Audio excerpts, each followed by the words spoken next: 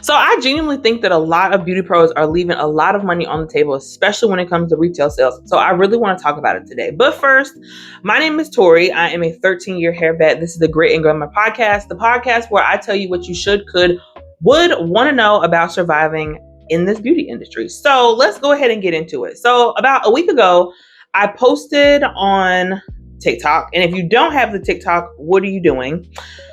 I'll link it right here. I posted a question about retail and what's going on. How are people handling that? Because I have seen an uptick of conversation surrounding it, because I've seen one stylist say, we need to be using what the clients can get a hold of. I've seen another stylist say, it's fine to go to TJ Maxx, Marshalls, Ross, wherever people are buying things from. So I posted the question about, how are you taking care of it? What are you doing? Whatever. I just am like shocked at how many people have waved the white flag on selling retail in their salons or booth rent, whatever, in their situation. I'll just say it like that.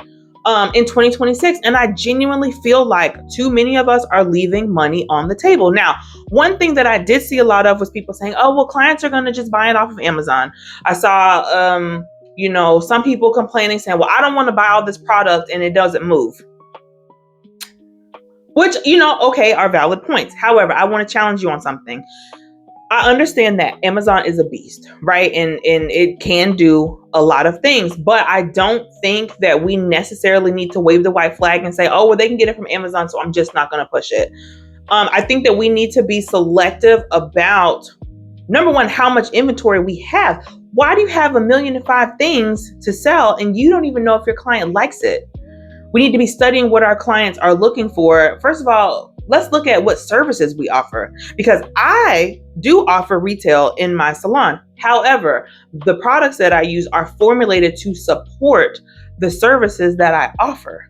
It's non-negotiable, because if you get the service done and then you go home and you use, whatever shampoo you find, you're going to be texting me later saying, hey, well, this didn't work. It does work. Did you use your aftercare? Well, no. Well, there's your answer. They're formulated to work together. So in my case, they're literally non-negotiable.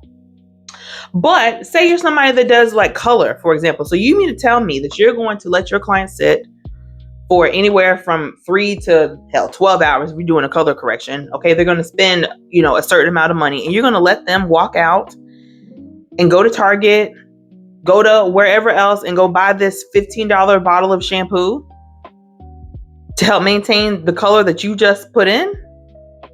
You see how crazy that sounds? We have to stop looking at sales as like this big boogeyman kind of a word, like, oh my gosh, sales, when really it's about education. And more importantly, these services are about maintenance as well.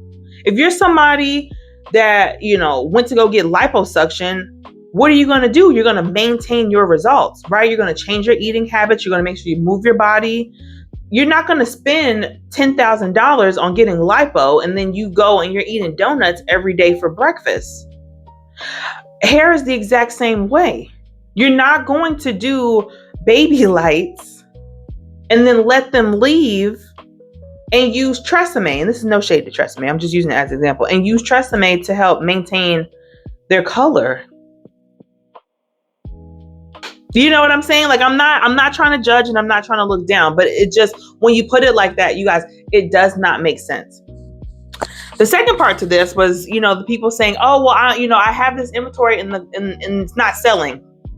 Well, how much inventory did you buy? Did you check to see what your best sellers were first? Or did you just buy in? Because that's going to be another thing too, not even understanding what your client needs. And you're just buying things because you think it's going to sell. You don't have a strategy. You haven't done any client research. You haven't done anything, but you just bought it and you thought you were going to push it. Well, of course it's not going to sell. Is it a product that you believe in? It's much easier to educate someone on a product that you fully trust than to just, oh, here's the shampoo and it smells really good. No, it's about education. And this is why I keep saying we as beauty professionals need to get back to being the pinnacle of hair education. Because these influencers, and I'm not trying to stop their bag, They're being paid by these brands to push said products. Hello, they're going to say anything. Also, if that's the case, okay, fine. Clients are buying things off Amazon. Amazon affiliates is alive and well. If you've noticed that within your clientele, they prefer to buy things off Amazon, okay, fine. Where's your Amazon affiliate link?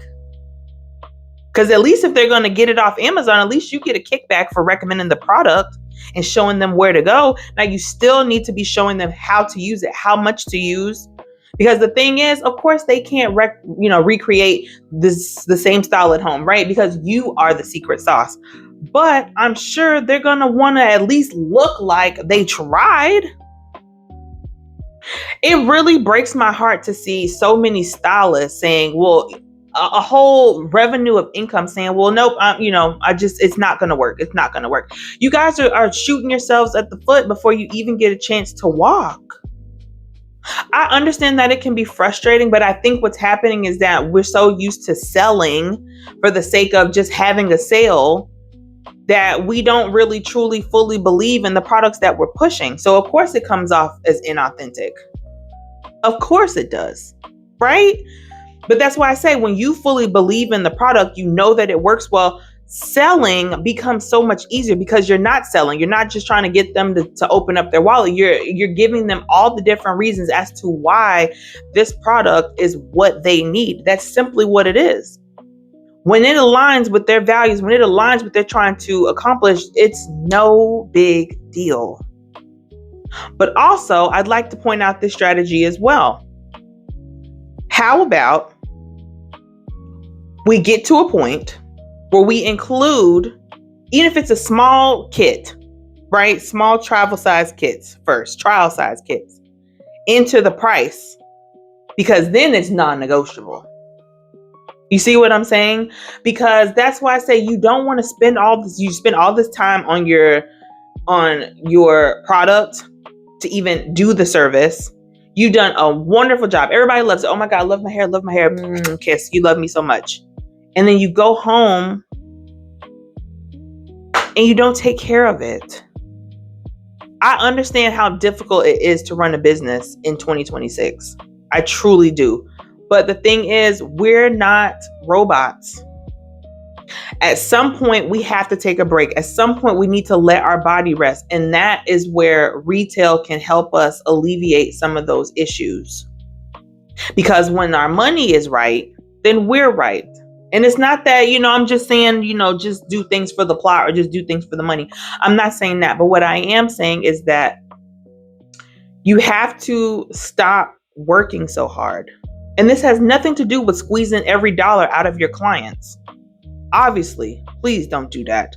But what happens is that you get to a point where you're going to have to say, okay, how can I still make my money without me being behind the chair?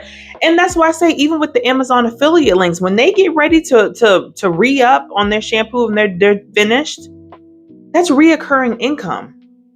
But because you've planted the seed already of what they need and how to do it, they know what to do. You know what I mean? It keeps going. But this is also why I say you need to be the pinnacle of hair education, because if they decide, hey, I think I want to try this other shampoo, they're going to reach out to you and ask you your opinion.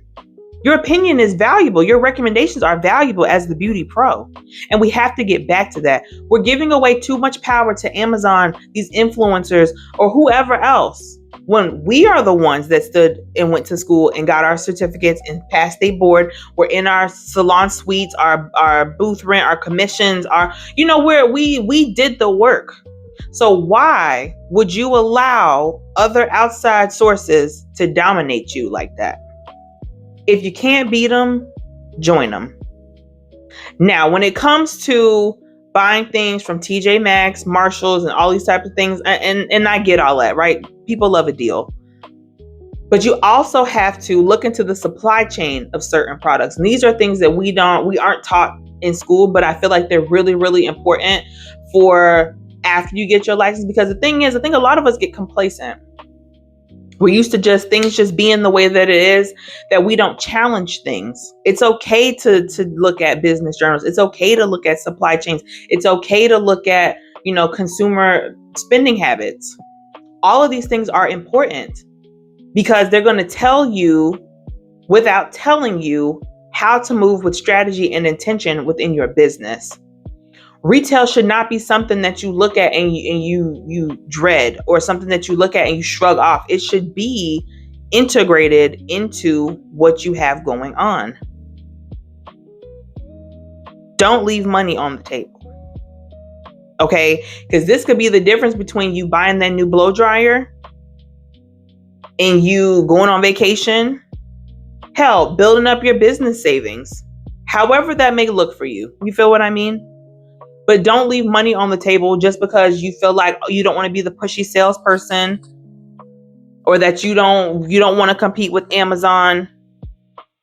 Don't allow outsiders to keep running your business. Okay? Because mind you, you're in business for yourself, but you're not by yourself.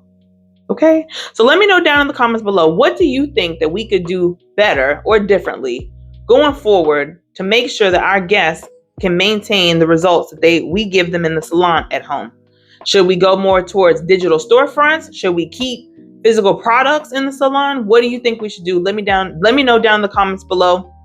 If you're not following the TikTok or the Instagram, I'll put it down in the description box below. That way you can catch up and you'll be up to date on what's going on. Okay. Don't forget to like, comment, share, and subscribe. Tell a friend to tell a friend to tell a friend, tell a friend. Okay. I'm about to get up out of here. I hope you have a great day because I plan on doing the same. Until next time, take care of yourself, your clients, and your body. I love you so much. Thanks for watching.